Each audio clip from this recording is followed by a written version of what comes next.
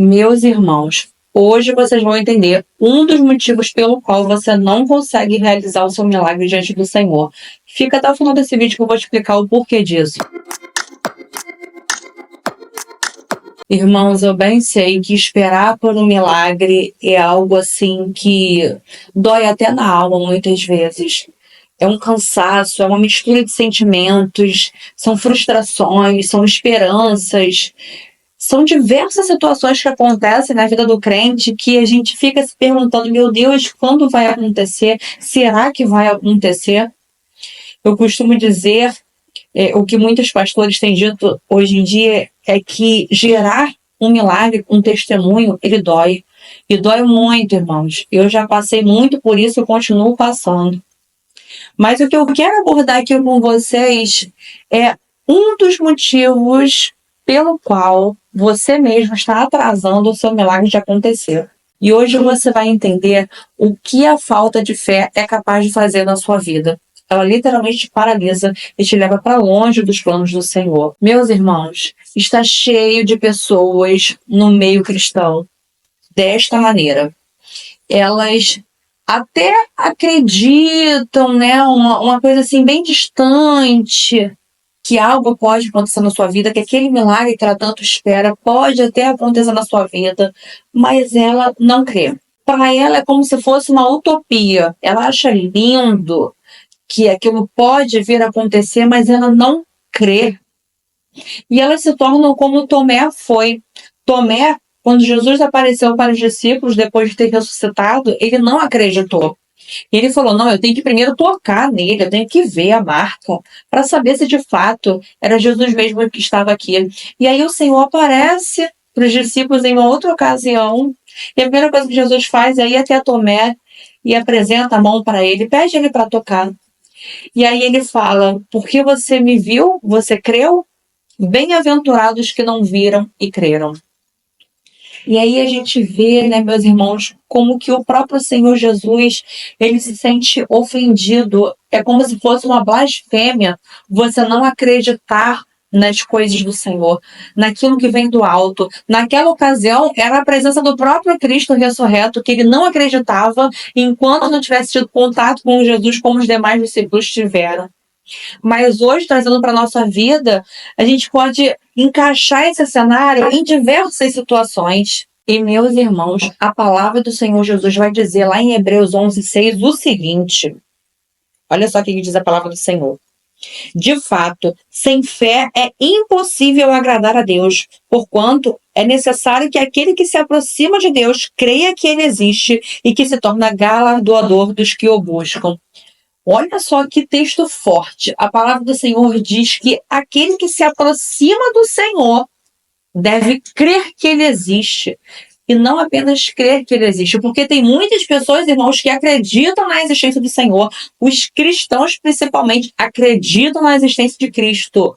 Mas aqui vai além, para você ver que o Senhor ele vai na ferida de muitos cristãos hoje em dia, que é a falta de fé. Porque aqui continua no versículo, que aquele que se aproxima de Deus creia que ele existe e que ele é galardoador daqueles que o buscam. É forte, meus irmãos. A Bíblia nos ordena a crer que ele é galardoador daqueles que o buscam. E tem muitos cristãos hoje que não acreditam no galardão do Senhor para nossas vidas. Aqui ainda na terra. Não apenas no porvir, que nós receberemos lá na glória, mas ainda aqui na terra. Irmãos, a gente não... Irmãos, e aqui eu vejo uma grande contradição no meio do povo de Deus. As pessoas creem que o Senhor existe, mas elas não conseguem crer que ele vai operar um milagre na vida delas. Você consegue entender como é uma coisa contraditória? Uma coisa que afronta a própria fé, porque, gente, a existência do Senhor, crer que ele existe, já é algo, à base de fé. Porque o Senhor você não vê, você não sente, você não percebe. Ele é um espírito, ele está vivendo em outra dimensão. E você acredita que ele existe, por que você não crê que esse mesmo Deus que existe, que criou céus e terra, ele vai operar um grande milagre na sua vida. É uma contradição que eu tenho visto, principalmente com as pessoas que eu tenho atendido, que o Senhor tem mandado para a minha vida, para cuidar. E isso é triste, meus irmãos. Olha o que fala a palavra do Senhor em Marcos 11, do 20 ao 26. O título desse episódio é O Poder da Fé. Vamos ler aqui comigo, meus irmãos, vocês vão ficar impactados com a palavra do Senhor. Aqui diz o seguinte: E passando eles pela manhã, viram que a figueira secara desde a raiz. Então Pedro, lembrando-se, falou: Mestre, eis que a figueira que amaldiçoaste secou. Ao que Jesus lhe disse: Tende fé em Deus, porque em verdade vos afirmo que se alguém disser a este monte, ergue-te e lança-te no mar, e não duvidar no seu coração, mas crer que se fará o que se diz, assim será com ele. Por isso vos digo que tudo quanto em oração pedirdes, crede que recebestes, e assim será convosco. Mas eu quero focar com você aqui nesses dois versículos que lemos aqui, no 23 e 24. Porque em verdade vos afirmo que se alguém disser a este monte, ergue-te e lança-te no mar, e não duvidar no seu coração, mas crê que se fará o que se diz, assim será com ele. Por isso vos digo que tudo quanto em oração pedirdes, crede que recebeste, e assim será convosco. Irmãos, vocês lendo esse versículo aqui comigo, o que se passa pela sua cabeça quando você imagina um grande problema que você tem que resolver hoje? Pensa aí numa situação assim bem caótica da sua vida que você necessita de um milagre. Naquela que você sabe que só Deus pode mudar a situação. Quando você pensa nessa situação e lê esse versículo, o que vem à sua mente? Você acredita que o Senhor, ele é capaz de cumprir o que aqui está escrito?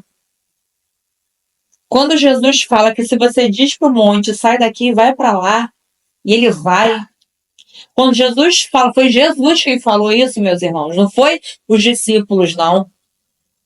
Não foram os discípulos, não, foi Jesus. Jesus falou, tudo que pedires em oração, se você crer, já recebeu. Quando você lê esse versículo, qual o sentimento que você tem? Você crê que você, numa oração, vai ordenar e esse problema será resolvido? Pode não ser ali imediatamente na sua frente, naquele momento. Mas você crê que pela fé ele já foi resolvido? Para você isso é uma história linda? Isso é uma utopia? Isso é algo que pode acontecer? Isso é algo que ficou preso lá no tempo da Bíblia, em que ela foi escrita? Qual é o sentimento que você tem quando você lê esses versículos, irmãos? Você sente que isso é tão real e verdadeiro que você pode se apossar da palavra do Senhor e que o seu milagre vai acontecer? Eu estou fazendo essas perguntas, meus irmãos, para você mesmo se autoanalisar e saber se você é esse tipo de crente que não crê que Deus é capaz de fazer, mesmo estando escrito na palavra dele. Faça essa autoanálise, porque esse é o primeiro passo para que o Senhor venha destravar bênçãos na sua vida.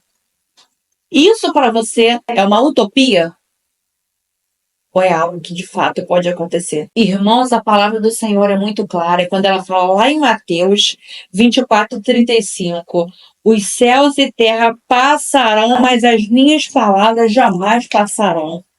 Irmãos, está escrito aqui, vai acontecer. Passarão céus e terras, mas a palavra do Senhor não há de passar. Por que você não consegue crer que o seu milagre vai acontecer? Irmãos, a palavra do Senhor vai dizer lá em Isaías 55, no versículo 10 e 11, algo tão forte. Olha o que fala a palavra do Senhor. Porque assim como descem a chuva e a neve dos céus, e para lá não retornam, sem que primeiro reguem a terra e a fecundem e a façam brotar, para dar semente ao semeador e pão ao que come, assim será a palavra que sair da minha boca. Não voltará para mim vazia, fará o que me apraz e prosperará naquilo que eu designei. Irmãos, isso é forte demais. Glória a Deus, meu Deus do céu, o que é isso? A palavra do Senhor está dizendo que assim como a chuva ela desce, mas ela desce para cumprir o propósito, ela vem para regar a terra e ela volta trazendo frutos para o Senhor. Assim é a palavra do Senhor, que ela é lançada da boca do Senhor e ela coopera para o cumprimento pelo qual ela foi designada. Olha isso, irmãos, presta atenção nesse versículo. Assim será a palavra que sair da minha boca. Não voltará para mim vazia, mas fará o que me apraz e prosperará naquilo que eu a designei. Se saiu da boca do Senhor, meus irmãos, a palavra ela tem vida. Ela vai em direção do seu propósito. O Senhor falou, vai se cumprir. Olha o que diz a palavra do Senhor lá em Hebreus 4:12, meus irmãos. Vamos aqui em Hebreus 4:12, porque a palavra de Deus é viva e eficaz, ela é mais cortante do que qualquer espada de 2 gumes e penetra ao ponto de dividir alma e espírito, juntas e medulas, e é apta para discernir os pensamentos e propósitos do coração. Essa é a palavra do nosso Deus, irmãos.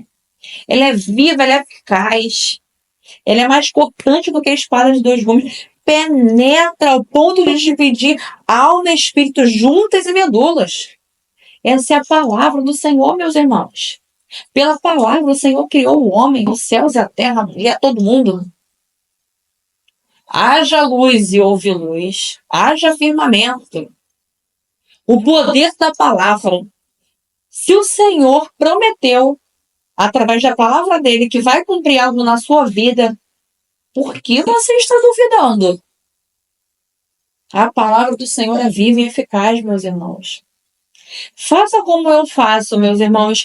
Eu vivo hoje com esse seguinte dilema. Eu falo assim, sempre para mim e para todo mundo que me cerca.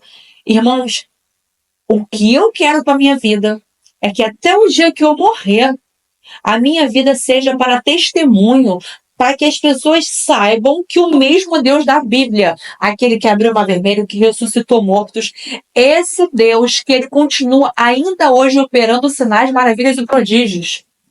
Coloque esse propósito no seu coração. Na minha vida vai ficar sabido que o Deus da Bíblia continua vivo, operando os mesmos sinais, maravilhas e prodígios.